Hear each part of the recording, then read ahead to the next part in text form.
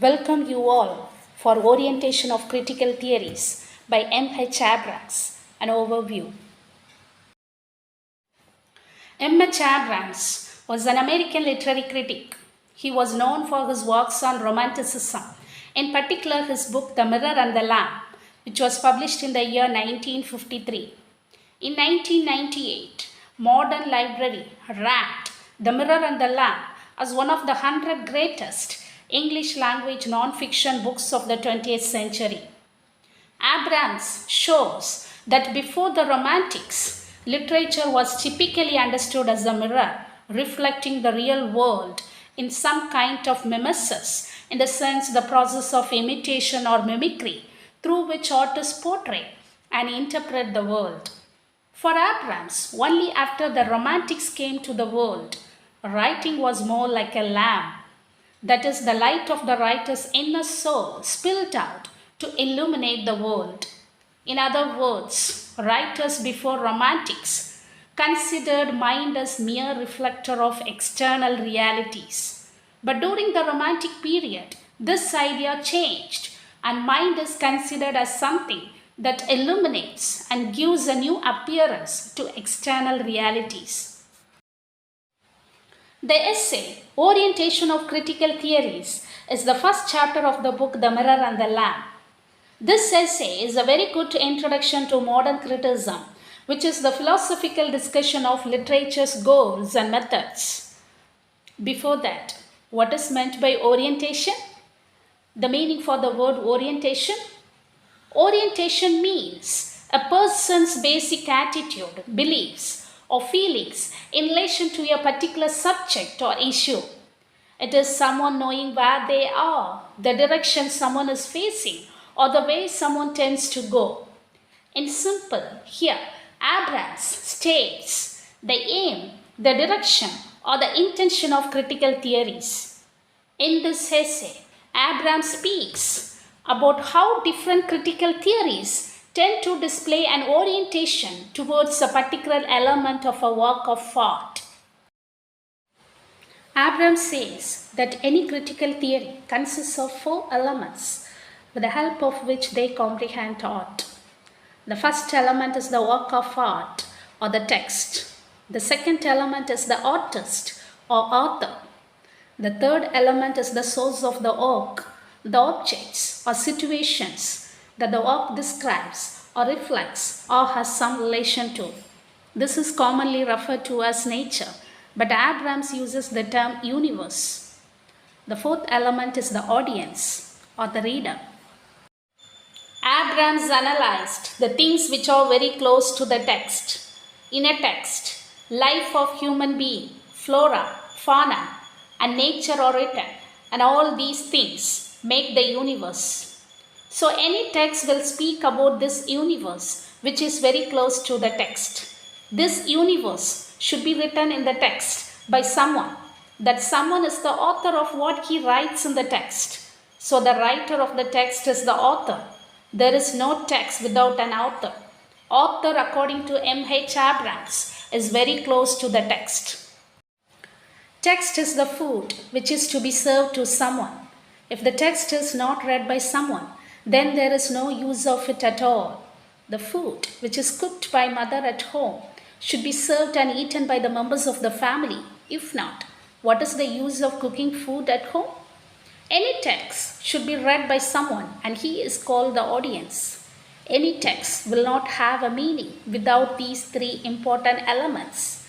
Thus, the 3 important elements of a text, according to Abrams, are universe, the author, and the audience.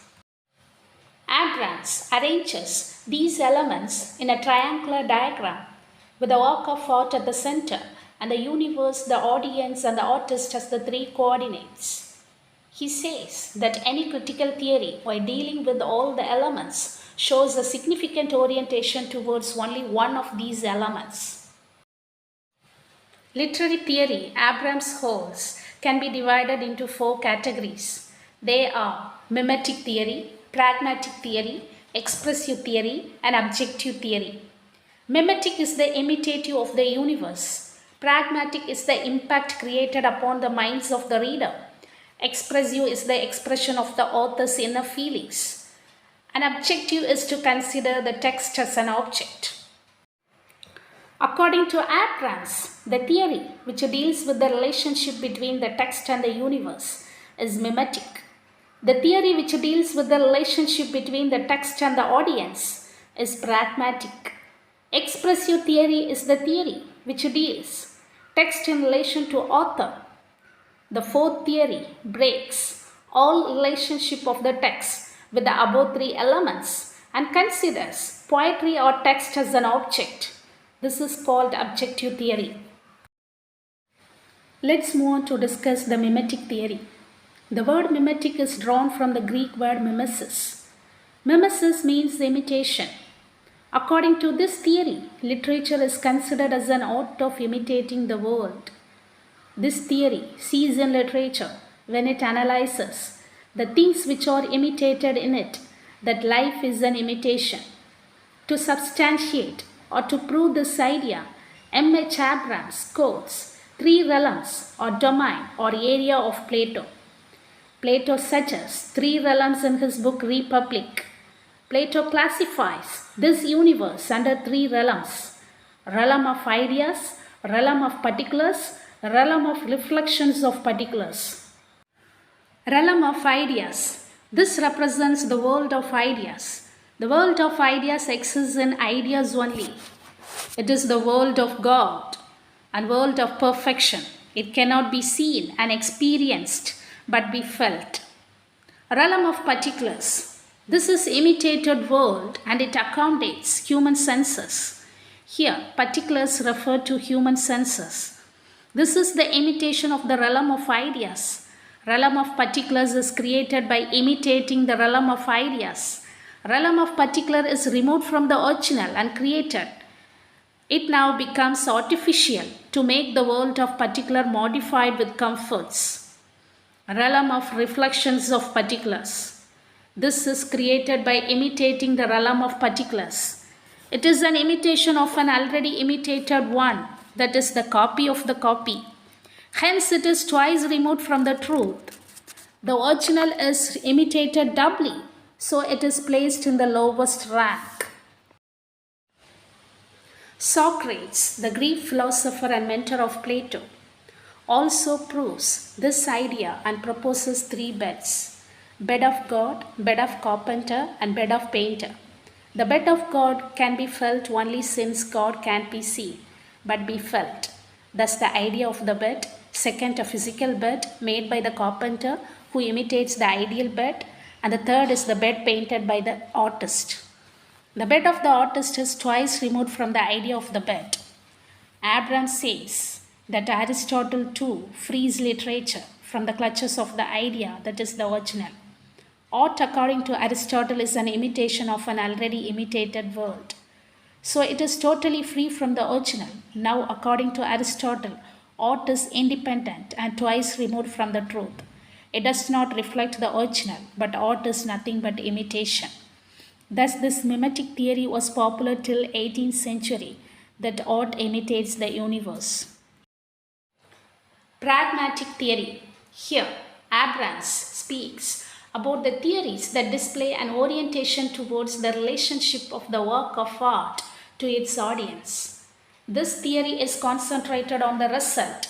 Any poem is a product measured within its usefulness of it. That is, the quality of a poem is judged on the impression created upon the minds of the ones who reads it. The reader's response is the final, and if the reader feels the poem is good, the quality of the poem is good. If he feels bad, then the quality of the poem is bad. Thus, the pragmatic theory deals with the relationship between the text and the audience.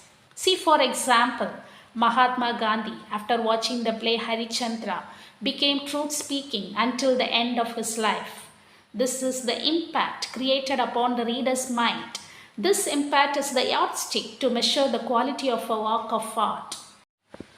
Horace, in his Ars Poetica, refers three functions of poetry. They are to read, to please, and to move.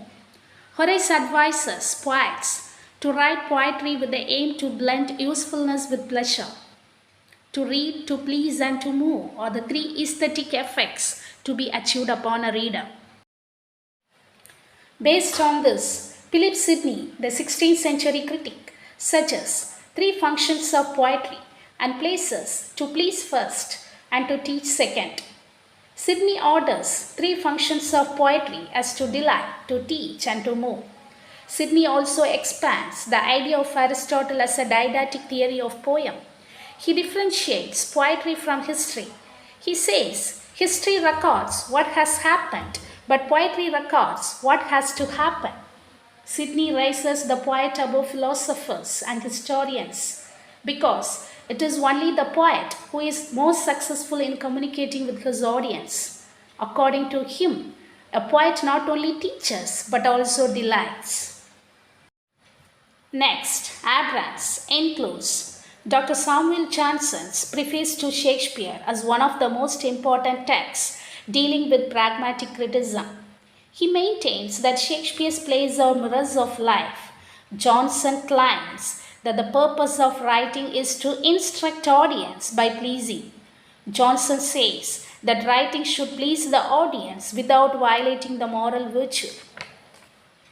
John Dryden, the 17th century poet critic, aims at the usefulness of poetry. Dryden regards poetry as a trivial one if it is not useful. Dryden considers imitation as means for pleasure. Thus he stressed for rules in making of poetry. Abrams notes that pragmatic orientation has been the principal aesthetic attitude of Western criticism beginning from Horace up to 18th century. Expressive theory.